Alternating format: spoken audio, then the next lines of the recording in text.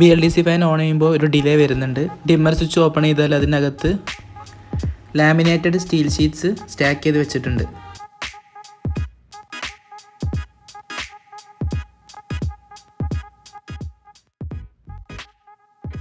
ഈ സ്റ്റേറ്ററിൻ്റെ റോട്ടറിൻ്റെ ഇടയ്ക്ക് ചെറിയ എയർ ഗ്യാപ്പ് ഉണ്ട്. 3650 ഡിവൈഡ് ബൈ 1000 അടിച്ചാൽ നമുക്ക്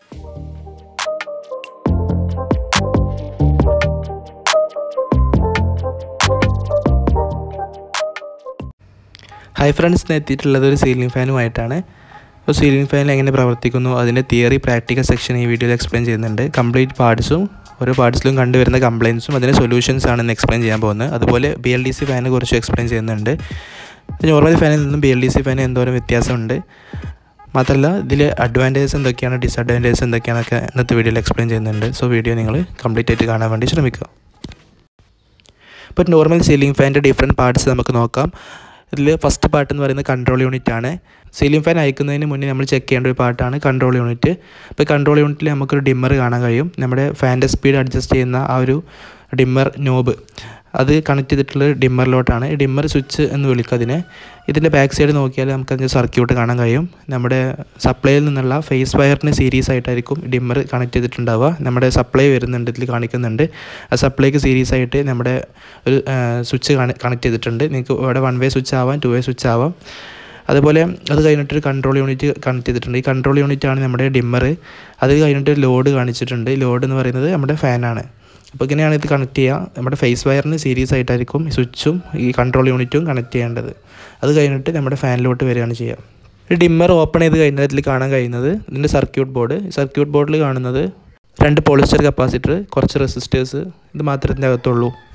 ഡിമ്മർ കഴിഞ്ഞ് നമ്മൾ സീലിംഗ് ഫാനിൻ്റെ ടോപ്പിലോട്ട് എത്തി. സീലിംഗ് ഫാനിൻ്റെ ടോപ്പിൽ നമുക്ക് എടുത്ത് കഴിഞ്ഞാൽ നമുക്ക് കാണാൻ കഴിയുന്ന ഒരു പാർട്ടാണ് കപ്പാസിറ്റർ. കപ്പാസിറ്റർ എന്ന് പറയുന്ന ഒരു ഇമ്പോർട്ടൻറ്റ് പാർട്ടാണ് സീലിംഗ് ഫാനിൽ. സീലിംഗ് ഫാനിനെ റൊട്ടേറ്റ് ചെയ്യാൻ ഹെൽപ്പ് ചെയ്യുന്ന ഒരു കപ്പാസിറ്ററാണ്. കപ്പാസിറ്റർ എന്തിനാണ് സീലിംഗ് ഫാനിൽ യൂസ് ചെയ്യുന്നത് വെച്ചാൽ ഇപ്പോൾ ഡിഫറെൻറ്റ് വാല്യൂസിലുള്ള കപ്പാസിറ്ററാണ് യൂസ് ചെയ്യുക. അപ്പോൾ ഇതിൻ്റെ അകത്ത് ഫ്രണ്ടിൽ എഴുതിയിട്ടുണ്ടാവും 1.5, 2, 2.5 ഒക്കെ മൈക്രോ ഫാരഡിൻ്റെ കപ്പാസിറ്റർ നിങ്ങൾക്ക് കാണാൻ കഴിയും. ഈ കപ്പാസിറ്റർ നമ്മൾ യൂസ് ചെയ്യുന്നത് ഫേസ് ഷിഫ്റ്റ് ക്രിയേറ്റ് ചെയ്യാൻ വേണ്ടിയിട്ടാണ്. ഇപ്പോൾ നമ്മൾ സിംഗിൾ ഫേസ് സപ്ലൈ കൊടുക്കും, അതിൽ ഫേസ് ഷിഫ്റ്റ് ക്രിയേറ്റ് ചെയ്തിട്ട് ഒരു പുതിയ ഫേസ് നമ്മൾ സീലിംഗ് ഫാനിലോട്ട് ആഡ് ചെയ്യാൻ വേണ്ടിയിട്ടാണ് ഈ കപ്പാസിറ്റർ യൂസ് ചെയ്യുന്നത്. എങ്കിൽ മാത്രമേ നമ്മൾ സീലിംഗ് ഫാൻ റൊട്ടേറ്റ് ചെയ്യുള്ളൂ. ഇനി സീലിംഗ് ഫാനിൻ്റെ കേസിലോട്ട് വരാം. ഇതിൻ്റെ സീലിംഗ് ഫാൻ്റെ ഹൗസിംഗ് ആണ്. അലുമിനിയം കൊണ്ടാണ് സീലിംഗ് ഫാൻ്റെ ഹൗസിംഗ് നിർമ്മിച്ചിട്ടുള്ളത്. ഈ ഹൗസിംഗ് നമ്മൾ സെപ്പറേറ്റ് ചെയ്ത് കഴിഞ്ഞാൽ നമുക്ക് സീലിംഗ് ഫാൻ്റെ മോട്ടർ കാര്യങ്ങളൊക്കെ കാണാൻ കഴിയും. ഇപ്പോൾ ഈ ഹൗസിൻ്റെ ടോപ്പിലായിട്ട് ഇവിടെ കാണുന്നത് ബെയറിംഗ് ആണ്. ഇത് 6202ൻ്റെ ഒരു ബെയറിംഗ് ആണ്. നമ്മൾ ഇതിലോട്ട് വരുന്നേ ഉള്ളൂ. സീലിംഗ് ഫാനിൻ്റെ മോട്ടർ കാര്യങ്ങളൊക്കെ നമുക്ക് ഈ ഒരു ഹൗസിംഗ് ഓപ്പൺ ചെയ്ത് കഴിഞ്ഞാൽ കാണാൻ കഴിയും. ഇനി റൗണ്ടിൽ കാണപ്പെടുന്ന ഈ ഒരു റിംഗ് എന്ന് പറയുന്നത് സീലിംഗ് ഫാനിൻ്റെ റോട്ടറാണ്. ആക്ച്വലി നമ്മുടെ സീലിംഗ് ഫാനിൽ കറങ്ങുന്ന ഈ ഒരു പാർട്ട് ഈ റോട്ടറാണ്. ഇതൊരു കണ്ടക്ടറാണ്. ഈ സീലിംഗ് ഫാൻ്റെ അകത്ത് റോട്ടർ എന്ന് പറയുന്ന ഒരു കണ്ടക്ടറാണ്.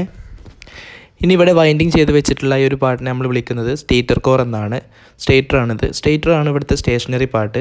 പിന്നെ ഇതിൻ്റെ സെൻറ്ററിൽ കാണപ്പെടുന്ന ആ ഷാഫ്റ്റാണ്. സ്റ്റേറ്റർ സ്റ്റേഷനറി ആയിരിക്കും. ഇതിൻ്റെ റോട്ടർ ആയിരിക്കും റൊട്ടേറ്റ് ചെയ്യുന്നത്. റോട്ടർ ആയിരിക്കും നമ്മുടെ ബോഡിയിലോട്ട് അറ്റാച്ച് ചെയ്ത് വെച്ചിട്ടുണ്ടാവുക. ഞാൻ വേറൊരു റോട്ടർ കാണിക്കാം, അപ്പോൾ നിങ്ങൾക്ക് കറക്റ്റ് മനസ്സിലാവും എങ്ങനെയാണെന്നുള്ളത്. ഇത് മറ്റൊരു സീലിംഗ് ഫാനിൽ നിന്ന് എടുത്ത റോട്ടറാണ്. ഈ റോട്ടർ നോക്കി നിങ്ങൾക്ക് കാണാൻ കഴിയും. ഈ റോട്ടർ ബോഡിയിലോട്ട് അറ്റാച്ച് ചെയ്ത് വെച്ചിട്ടുണ്ട്. സ്റ്റേറ്റർ കോറിൻ്റെ കൺസ്ട്രക്ഷനിലോട്ട് തിരിച്ചു വരാം. ലാമിനേറ്റ് ചെയ്ത സ്റ്റീൽ ഷീറ്റ്സ് കൊണ്ടാണ് സ്റ്റേറ്റർ കോർ നിർമ്മിച്ചിട്ടുള്ളത്. കോറിൽ ഉണ്ടാകുന്ന എഡ്ഡി കറണ്ട് ലോസ് കുറക്കാനും സ്റ്റേറ്റർ കോറിൻ്റെ എഫിഷ്യൻസി കൂട്ടാനും വേണ്ടിയിട്ടാണ് ഇങ്ങനെ സ്റ്റാക്ക് ചെയ്ത് വെച്ചിട്ടുള്ളത്. സ്റ്റേറ്റർ കോറിൻ്റെ ഷാഫ്റ്റിലായിട്ട് 2 ബെയറിംഗ് കാണാം നിങ്ങൾക്ക്, മുകളിലും താഴെയും. 6202 അല്ലെങ്കിൽ 6201ൻ്റെ 2 ബെയറിംഗ് ആണ് ഇതിൽ യൂസ് ചെയ്യുക. നോയ്സ് കുറക്കാനും സ്മൂത്തായിട്ടുള്ള ഓപ്പറേഷന് വേണ്ടിയിട്ടാണ് ബെയറിംഗ് യൂസ് ചെയ്യുന്നത്. ഇതൊരു പഴയ സ്റ്റേറ്റർ കോർ ആയതുകൊണ്ട് തന്നെ ഇതിൻ്റെ ലാമിനേഷൻസ് ഒക്കെ റിമൂവ് ആയി പോയിട്ടുണ്ട്. ഇപ്പോൾ ഈ ഒരു സ്റ്റേറ്റർ കോർ നോക്കി നിങ്ങൾക്ക് കറക്റ്റ് മനസ്സിലാവും. കണ്ടോ, ഇതിൽ ലാമിനേഷൻസ് ഒക്കെ പ്രൊവൈഡ് ചെയ്തിട്ടുണ്ട്. ഈ കാണുന്നത് സ്റ്റേറ്റർ കോറിൻ്റെ സ്ലോട്ട്സ് ആണ്. ഈ സ്ലോട്ടിലാണ് വൈൻഡിങ് ചെയ്ത് വെച്ചിട്ടുണ്ടാവുക. ഈ കാണുന്നത് കോയിലാണ്. നമ്മളിവിടെ കോപ്പർ വയറോ അലുമിനിയം വയറോ ഉപയോഗിച്ചിട്ടാണ് വൈൻഡിങ് ചെയ്യാറ്. 35 or 36 ഗേജുള്ള വൈൻഡിങ് വയറാണ് നമ്മൾ യൂസ് ചെയ്യുക വൈൻഡ് ചെയ്യാൻ വേണ്ടിയിട്ട്. ഏകദേശം 12 മുതൽ 16 കോയിലുകളാണ് സീലിംഗ് ഫാനിൻ്റെ അകത്തുണ്ടാവുക. കോയിലെന്ന് പറയുന്നത് ഇതാണ്. ഇതൊരു കോയിലാണ്. ഇത് അടുത്ത കോയിലാണ്. ഇങ്ങനെ 12 മുതൽ 16 വരെയൊക്കെ കോയിലാണ് സാധാ സീലിംഗ് ഫാനിൽ കണ്ടുവരുന്നത്. അപ്പോൾ ഈ ഒരു ceiling fan single phase induction മോട്ടറാണ്. ഇത് 2 വൈൻഡിങ് ഉണ്ടാവുക. ഇന്നർ വൈൻഡിങ് അതിന് സ്റ്റാർട്ടിങ് വൈൻഡിങ് എന്ന് വിളിക്കും. പിന്നെ ഔട്ടർ വൈൻഡിങ്, മെയിൻ വൈൻഡിങ് എന്ന് വിളിക്കും. സ്റ്റേറ്റർ കോറിലെ സ്ലോട്ടിലായിരിക്കും വൈൻഡിങ് ചെയ്ത് വെച്ചിട്ടുണ്ടാവുക. അപ്പോൾ എല്ലാ സ്ലോട്ടിലും നമ്മൾ ഇൻസുലേഷൻ പേപ്പർ വെക്കുന്നുണ്ട്. അതുപോലെ തന്നെ സ്റ്റാർട്ടിങ്ങിൻ്റെയും എൻഡിങ് കോയിലിൻ്റെ ഇടയ്ക്ക് ഒരു ഇൻസുലേഷൻ പേപ്പർ വെക്കും, മനസ്സിലാക്കാൻ വേണ്ടിയിട്ട്. ഏതാണ്, എവിടെ നിന്നാണ് നമ്മൾ തുടങ്ങിയതെന്ന് മനസ്സിലാക്കാൻ വേണ്ടിയിട്ട് അവിടെ ഒരു ഇൻസുലേഷൻ പേപ്പർ കൂടെ വെക്കും. ഓരോ കോയിലും ഏകദേശം 300 to 400 റേഞ്ചിലായിരിക്കും ടേൺസ് ഉണ്ടാവുക. അപ്പോൾ അത് ഓരോ കമ്പനി പ്രൊവൈഡ് ചെയ്യുന്ന സീലിംഗ് ഫാനിൻ്റെ അകത്തും ഡിഫറൻ്റ് ആയിരിക്കും. ഏകദേശം ഒരു ആ റേഞ്ചിലായിരിക്കും ഉണ്ടാവുക. സ്റ്റേറ്ററിലായിരിക്കും ടേൺസിൻ്റെ കൗണ്ട് കുറവായിരിക്കും, റണ്ണിങ്ങിലായിരിക്കും കൂടുതലായിരിക്കും നമ്മൾ ടേൺസ് കൊടുക്കുന്നത്. അപ്പോൾ ഇതെങ്ങനെയാണ് വൈൻഡ് ചെയ്ത് വെച്ചിട്ടുള്ളത് നോക്കാം. ഇപ്പോൾ ഒരു കോയിൽ നമ്മൾ ക്ലോക്ക് വൈസിൽ തുടങ്ങിയാൽ തൊട്ടടുത്ത കോയിൽ ആൻറ്റി ക്ലോക്ക് വൈസിലാണ് നമ്മൾ ടേൺ ചെയ്യേണ്ടത്. അത് കഴിഞ്ഞിട്ട് വീണ്ടും ക്ലോക്ക് വൈസ്, പിന്നെ ആൻറ്റി ക്ലോക്ക് വൈസ്, ഇങ്ങനെ ആയിരിക്കും ഇതിൽ ചുറ്റേണ്ടത്. സ്റ്റാർട്ടിങ് വൈൻഡിങ് ആയാലും മെയിൻ വൈൻഡിങ് ആണെങ്കിലും ഇങ്ങനെ തന്നെയാണ് ചെയ്ത് വെച്ചിട്ടുള്ളത്. സ്റ്റേറ്റർ കോറിൽ നോക്കിയാൽ നിങ്ങൾക്ക് ഇവിടെ ഒരുപാട് ഹോൾസൊക്കെ ഇട്ട് വെച്ചിട്ടുണ്ട്. ഹോൾസ് ഇട്ട് വെച്ചിട്ടുള്ളത് എഡി കറണ്ട് ലോസ് കുറക്കാൻ വേണ്ടിയിട്ട്, പിന്നെ പ്രോപ്പറായിട്ടുള്ള വെൻറ്റിലേഷൻ കൊടുക്കാൻ വേണ്ടിയിട്ട്, ഹീറ്റിംഗ് കുറച്ച് കൂളിംഗ് പ്രൊവൈഡ് ചെയ്യാൻ വേണ്ടിയിട്ടാണ്. പിന്നെ അതുപോലെ നോയ്സും വൈബ്രേഷനൊക്കെ കുറയാൻ വേണ്ടിയിട്ടാണ് ഇങ്ങനെ ഹോൾസ് ഇട്ട് വെച്ചിട്ടുള്ളത് സ്റ്റേറ്റർ കോറിൽ. പിന്നെ സീലിംഗ് ഫാനിലെ മറ്റൊരു പാർട്ടെന്ന് പറയുന്നത് എയർ ഗ്യാപ്പാണ്. നമ്മുടെ സ്റ്റേറ്റർ കോറിൻ്റെയും റോട്ടറിൻ്റെ ഇടയ്ക്ക് ചെറിയൊരു എയർ ഗ്യാപ്പ് ഉണ്ടാകും. സ്റ്റേറ്റർ കോറും റോട്ടറും ഒരിക്കലും ടച്ച് ആവില്ല. സ്റ്റേറ്റർ കോറിൻ്റെയും റോട്ടറിൻ്റെ ഇടയ്ക്കായിട്ട് ചെറിയ ഗ്യാപ്പ് ഉണ്ടാവും, എയർ ഗ്യാപ്പ്. ആ ഗ്യാപ്പിലൂടെയാണ് ഫ്ലക്സ് ട്രാവൽ ചെയ്യുക. ഇനി നമ്മുടെ ഈ സ്റ്റേറ്റർ കോറിലെ വൈൻഡിങ്ങിലോട്ട് സപ്ലൈ എവിടെയാണ് കൊടുക്കുകയെന്ന് പറഞ്ഞുതരാം. ഇപ്പോൾ ഇന്നർ വൈൻഡിങ് ആയിട്ടുള്ള നമ്മുടെ സ്റ്റാർട്ടിങ് വൈൻഡിങ്ങിൽ നിന്ന് 2 കോയിലുണ്ടാവും, സ്റ്റാർട്ടിങ് കോയിലും എൻഡിങ് കോയിലും. അതേപോലെ ഔട്ടർ വൈൻഡിങ് ആയിട്ടുള്ള മെയിൻ വൈൻഡിങ്ങിൽ നിന്നും ഒരു സ്റ്റാർട്ടിങ് കോയിലുണ്ടാവും, ഒരു എൻഡിങ് കോയിലുണ്ടാവും. അപ്പോൾ 4 ടെർമിനൽസ് നമ്മുടെ കയ്യിലുണ്ടാവും. നമ്മൾ സ്റ്റാർട്ടിങ് വൈൻഡിങ്ങിൽ നിന്നൊരു ലെഗും റണ്ണിങ് വൈൻഡിങ്ങിൽ നിന്നൊരു ലെഗ് കൊടുക്കും. റണ്ണിങ് പറഞ്ഞാൽ മെയിൻ വൈൻഡിങ്. അപ്പോൾ ഈ 2 ലെഗിൻ്റെ ഇടയ്ക്കാണ് നമ്മൾ കപ്പാസിറ്റർ കണക്ട് ചെയ്യുക. പിന്നെ സ്റ്റാർട്ടിങ് വൈൻഡിങ്ങിൻ്റെയും റണ്ണിങ് വൈൻഡിങ്ങിൻ്റെയും ഒരു ലെഗ് കൂടെ എടുത്തിട്ട് കോമൺ ആയിട്ട് കണക്ട് ചെയ്യുക. അതിലോട്ട് നമ്മൾ ന്യൂട്രൽ കണക്ട് ചെയ്യും. എന്നിട്ട് റണ്ണിങ് വൈൻഡിലോട്ട് സപ്ലൈ കൊടുക്കും. ഇങ്ങനെയാണ് ഇത് കണക്ഷൻ ചെയ്യേണ്ടത്. ഇനി തിയറി പാർട്ടിലോട്ട് പോകുമ്പോൾ നിങ്ങൾക്ക് കറക്റ്റ് മനസ്സിലാവും. സീലിംഗ് ഫാൻ്റെ സർക്യൂട്ട് ഡയഗ്രം നിങ്ങൾക്ക് ഇവിടെ കാണാൻ കഴിയും. ഇത് നമ്മുടെ ഇൻപുട്ട് സെക്ഷൻ സപ്ലൈ പാർട്ടാണ്. ഇത് face wire, neutral wire. Face wire നേരെ സ്വിച്ച് സ്വിച്ചിലോട്ട് കണക്ട് ചെയ്തിട്ടുണ്ടാവും. നമ്മുടെ സീലിംഗ് ഫാൻ കൺട്രോൾ ചെയ്യുന്ന സ്വിച്ചാണ്. ഇത് 1 വേ സ്വിച്ചാണ്. നിങ്ങൾക്ക് 2 വേ സ്വിച്ചും ആയിരിക്കും ചിലപ്പോൾ നിങ്ങളുടെ വീട്ടിലുണ്ടാവുക. അപ്പോൾ വേറെ ഒരു സ്വിച്ച് ബോർഡിൽ ഒരു സ്വിച്ച് കൂടെ ഉണ്ടാവും. 2 വേ സ്വിച്ച് ആകുമ്പോൾ 2 സ്വിച്ച് ഉണ്ടാവും. ഇവിടെ ഒരു സ്വിച്ചേ ഉള്ളൂ. ഇത് 1 വേ ആണ്. അത് കഴിഞ്ഞിട്ട് ഇവിടെ നേരെ നമ്മൾ ഡിമ്മർ നോബിലോട്ട് കണക്ട് ചെയ്തിട്ടുണ്ട്. ഫേസ് വയർ സീരീസ് ആയിട്ട് ഡിമ്മർ നോബിലോട്ട് കണക്ട് ചെയ്തിട്ടുണ്ട്. ഡിമ്മർ നോബ് കഴിഞ്ഞിട്ട് അവിടുന്ന് അതിൻ്റെ ഒരു വയർ നേരെ വരുന്നത് നമ്മുടെ സീലിംഗ് ഫാനിൻ്റെ മോട്ടർ സെക്ഷനിലോട്ടാണ്. ഈ ഒരു പാർട്ടാണ് മോട്ടർ സെക്ഷൻ. ഈ മോട്ടർ സെക്ഷൻ എടുത്താൽ നേരത്തെ കാണിച്ചു മോട്ടർ എങ്ങനെയായിരുന്നു എന്നുള്ളത്. ഈ സീലിംഗ് ഫാനിൻ്റെ ഏറ്റവും ടോപ്പിൽ നമുക്ക് ഒരു കപ്പാസിറ്റർ നമ്മൾ കണക്ട് ചെയ്യാറുണ്ട്, അതാണിത്. പിന്നെ ഇത് എന്ന് പറഞ്ഞാൽ outer winding, inner winding. Outer വൈൻഡിങ്ങിന് നമ്മൾ മെയിൻ വൈൻഡിങ് അല്ലെങ്കിൽ റണ്ണിങ് വൈൻഡിങ് എന്ന് വിളിക്കും. ഇത് ഇന്നർ വൈൻഡിങ് ആണ്. ഇന്നർ വൈൻഡിങ്ങിന് നമ്മൾ ഓക്സിലറി വൈൻഡിങ് അല്ലെങ്കിൽ സ്റ്റാർട്ടിങ് വൈൻഡിങ് എന്ന് വിളിക്കുക. പിന്നെ സ്റ്റേറ്റർ കോറിലാണ് ഇത് ഫുള്ള് വൈൻഡ് ചെയ്ത് വെച്ചിട്ടുണ്ടാവും. അത് നേരത്തെ പറഞ്ഞു. ഇതിന് പുറത്ത് ഇവിടെ ആയിട്ടായിരിക്കും റോട്ടർ ഉണ്ടാവുക. ഈ റോട്ടർ ആയിരിക്കും നമ്മുടെ സീലിംഗ് ഫാനിൻ്റെ ബോഡിയിലോട്ട് അറ്റാച്ച് ചെയ്ത് വെച്ചിട്ടുണ്ടാവുക. അപ്പം നമ്മുടെ ഈ സ്റ്റേറ്റർ കോറിൽ ഉണ്ടാകുന്ന ഇതിന് വർക്ക് ചെയ്യുന്നതെന്ന് വെച്ച് കഴിഞ്ഞാൽ ഇത് സിംഗിൾ ഫേസ് ഇൻഡക്ഷൻ മോട്ടറാണ്. ഇത് സെൽഫ് സ്റ്റാർട്ടിങ് അല്ല. അപ്പോൾ അതിന് സെൽഫ് സ്റ്റാർട്ട് ചെയ്യാൻ ഒരു ഫേസ് ഷിഫ്റ്റ് കൊടുത്തിട്ട് സിംഗിൾ ഫേസിന് ഒരു അഡീഷണൽ ഫേസ് സപ്ലൈ കൊടുക്കാൻ വേണ്ടിയിട്ടാണ് ഇവിടെ ഒരു കപ്പാസിറ്റർ കണക്ട് ചെയ്തിട്ടുള്ളത്. ഇനി ഇത് വർക്ക് ചെയ്യുന്നത് എങ്ങനെയാണ് നോക്കാം നമുക്ക്. ഇപ്പോൾ നമ്മൾ സപ്ലൈ നേരെ കൊടുക്കുന്നത് സ്റ്റേറ്റർ കോറിലോട്ടായിരിക്കും. ഇത് ഓരോ കോയിലുകളായിരിക്കും. ഞാൻ പറഞ്ഞു 12, 14, 16 കോയിലുകളൊക്കെ ഉണ്ടാവും ഒരു സീലിംഗ് ഫാനിൻ്റെ അകത്ത്. അപ്പോൾ ഇത് ഇന്നർ വൈൻഡിങ്, ഇത് ഔട്ടർ വൈൻഡിങ് പറഞ്ഞു. അപ്പോൾ നമ്മൾ ഈ സപ്ലൈ ഇതിലോട്ട് കൊടുക്കുന്ന സമയത്ത് ഈ കോയിലിലൂടെ കറണ്ട് ഫ്ലോ ചെയ്യുന്ന സമയത്ത് അതിന് ചുറ്റും ഒരു മാഗ്നറ്റിക് ഫീൽഡ് ക്രിയേറ്റ് ചെയ്യും. ഈ ഫീൽഡ് മുഖേന ഉണ്ടാകുന്ന ഫ്ലക്സ് എയർ ഗ്യാപ്പ് വഴി ഇവിടെ ഞാൻ പറഞ്ഞു ഈ സ്റ്റേറ്ററിൻ്റെ റോട്ടറിൻ്റെ ഇടയ്ക്ക് ചെറിയ എയർ ഗ്യാപ്പ് ഉണ്ടാവും. എയർ ഗ്യാപ്പിലൂടെ ഈ റോട്ടറിലോട്ട് എത്തും. ഈ ഫീൽഡ് കാരണം ഉണ്ടാകുന്ന ഫ്ലക്സ് റോട്ടറിലോട്ട് എത്തുക ചെയ്യാം. ഈ റോട്ടറിൽ ഈ ഫ്ലക്സ് കാരണം ഒരു കറണ്ട് ജനറേറ്റ് ചെയ്യും. ആ കറണ്ട് മുഖേന ഒരു EMF ഉണ്ടാവുകയും അതുമൂലം ഇവിടെ ഒരു ഫീൽഡ് ഉണ്ടാവും. റോട്ടറിലൊരു ഫീൽഡ് ഉണ്ടാവും. റോട്ടറിലെ ഫീൽഡും ഈ നമ്മൾ സ്റ്റേറ്ററിൽ നമ്മൾ സപ്ലൈ കാരണം ഉണ്ടാകുന്ന ഫീൽഡും രണ്ടും കൂടെ ഒരു ടോർക്ക് ഡെവലപ്പ് ചെയ്യുക. അങ്ങനെയാണ് സീലിംഗ് ഫാൻ വർക്ക് ചെയ്യുന്നത്. ഇനി ട്രബിൾ ഷൂട്ടിങ്ങിലോട്ട് പോകുമ്പോൾ ഇവിടെ ഞാൻ എടുത്തിട്ടുള്ളത് ഒരു കണ്ടിന്യൂറ്റി ടെസ്റ്ററാണ്. നിങ്ങൾക്ക് വേണമെങ്കിൽ മൾട്ടിമീറ്റർ യൂസ് ചെയ്യാം. കണ്ടിന്യൂറ്റി ടെസ്റ്റർ വെച്ചിട്ട് എങ്ങനെയാണ് ഈ ഡിമ്മർ ചെക്ക് ചെയ്യാൻ കാണിച്ചു തരാം.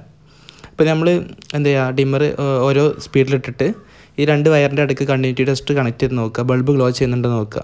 ബൾബ് ഗ്ലോ ചെയ്യുക മാത്രമല്ല ഓരോ സ്പീഡ് നമ്മൾ കൂട്ടുന്നതിനനുസരിച്ചിട്ടും ബൾബ് നന്നായിട്ട് ഗ്ലോ ചെയ്യണം. ഇപ്പോൾ സ്പീഡ് 1 ഇടുന്ന സമയത്ത് ബൾബ് ഡിമ്മായിട്ടായിരിക്കും കത്തുക. സ്പീഡ് 2 ആകുമ്പോൾ ബൾബ് കുറച്ചുകൂടി ബ്രൈറ്റായിട്ട് കത്തും. സ്പീഡ് 5 വെക്കുന്ന സമയത്ത് ബൾബ് നന്നായിട്ട് ഗ്ലോ ചെയ്യുന്നുണ്ടോ നോക്കുക. അങ്ങനെ കറക്റ്റായിട്ട് തന്നെ വേരിയേഷൻസ് കാണിക്കുന്നുണ്ടോ ഇല്ലെങ്കിൽ ചെക്ക് ചെയ്യുക. അങ്ങനെ വേരിയേഷൻസ് വരുന്നുണ്ടെങ്കിൽ ഡിമ്മർ ഓക്കെയാണ്, ഇല്ലെങ്കിൽ ഡിമ്മർ കംപ്ലൈൻ്റ് ആയിട്ടുണ്ടാവും. ഇനി കപ്പാസിറ്റർ എങ്ങനെ ചെക്ക് ചെയ്യാൻ ഞാൻ കാണിച്ചു തരാം. നമ്മുടെ സപ്ലൈ ഓൺ ആക്കിയതിന് ശേഷം ഈ കപ്പാസിറ്ററിൻ്റെ 2 വയർ ഫേസ് ന്യൂട്രലും കൊടുക്കുക, സപ്ലൈ കൊടുക്കുക. കുറച്ച് നേരം വെക്കുക, ഒരു 10 സെക്കൻഡിൻ്റെ അടുത്ത് വെക്കുക. 10 സെക്കൻഡൊന്നും വേണ്ട, ജസ്റ്റ് വെച്ചിട്ട് നമ്മൾ എടുത്ത് നോക്കിയിട്ട് ഇങ്ങനെ മുട്ടിച്ച് നോക്കുക. അപ്പോൾ അവിടെ ഒരു സ്പാർക്ക് വരുന്നുണ്ടോ നോക്കുക. അപ്പോൾ ഈ ഒരു വൈറ്റ് കപ്പാസിറ്റർ ഉണ്ടോ, അതിലിപ്പോൾ സ്പാർക്കൊന്നും വന്നിട്ടുണ്ടായില്ല. ഇനി ഈ ഒരു കപ്പാസിറ്റർ കാണിച്ചു തരാം.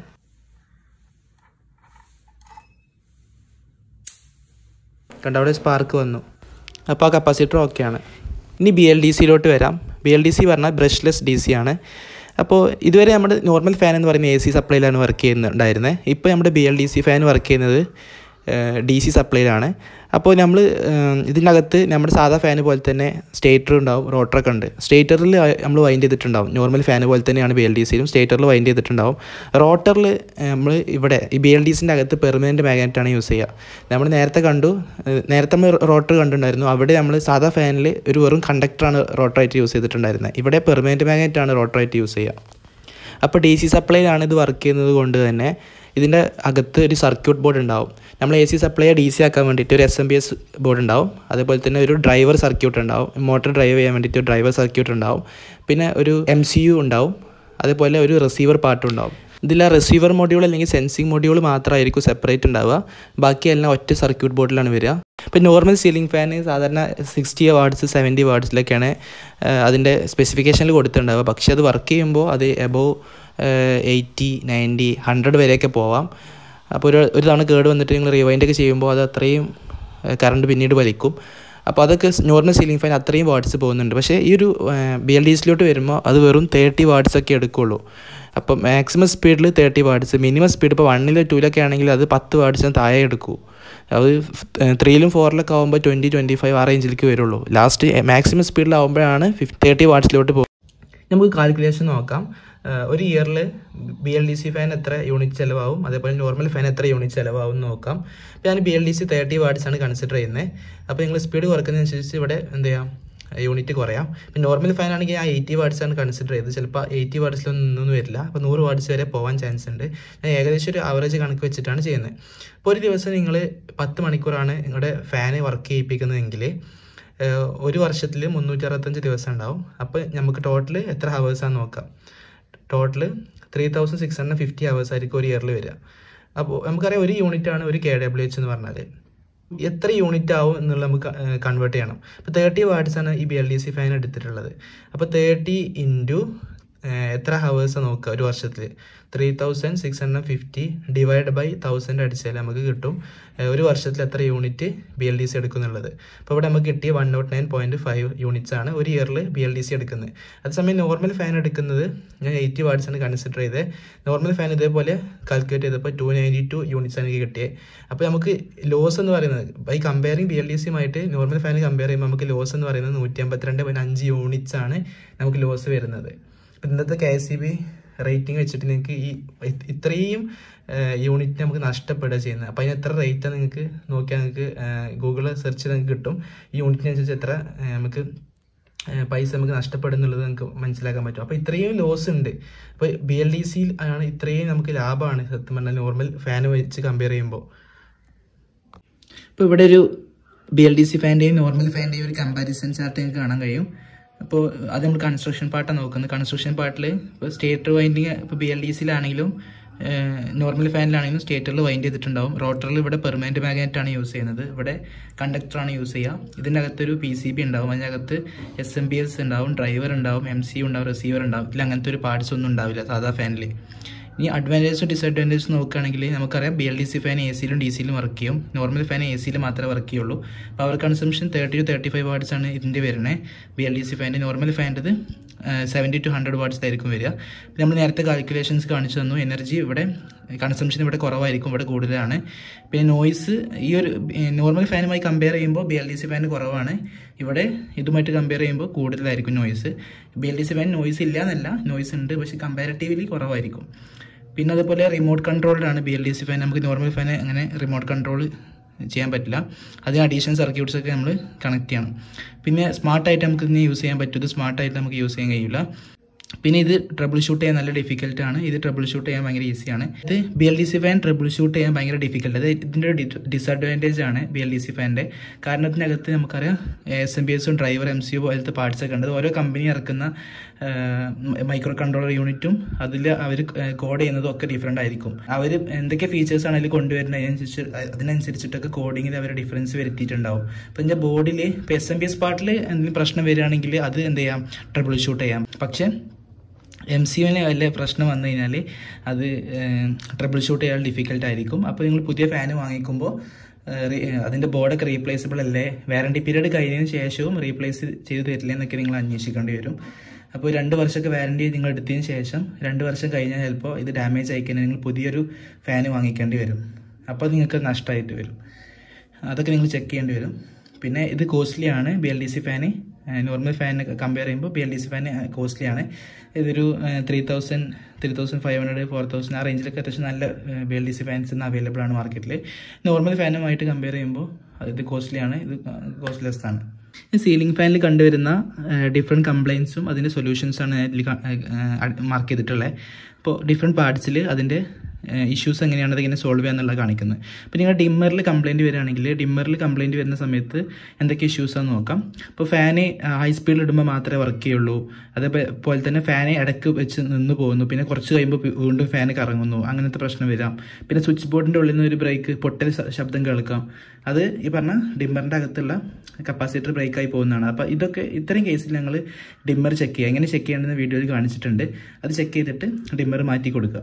ഈ കപ്പാസിറ്ററിൻ്റെ ഇഷ്യൂ ആണെങ്കിൽ കപ്പാസിറ്റർ ഫാൻ ഭയങ്കര സ്ലോ ആയിട്ട് കറങ്ങുള്ളൂ. അതേപോലെ ഫാൻ നമ്മളൊന്ന് റൊട്ടേറ്റ് ചെയ്ത് കൊടുത്താൽ ഫാൻ തിരിയും. നമ്മൾ സപ്പോർട്ടോടുകൂടെ ഫാൻ തിരിയുക, അങ്ങനത്തെ കേസ് വരുമ്പോൾ ഇതൊക്കെ ഈ പറഞ്ഞ കപ്പാസിറ്ററിൻ്റെ ഇഷ്യൂ ആണ്. പിന്നെ അപ്പോൾ നിങ്ങൾ കപ്പാസിറ്റർ മാറ്റേണ്ടി വരും. ബെയറിങ്ങിൻ്റെ ഇഷ്യൂ ആണെങ്കിൽ ഫാൻ്റെ ഭയങ്കര സൗണ്ട് ആയിരിക്കും, സ്പീഡ് കുറയും.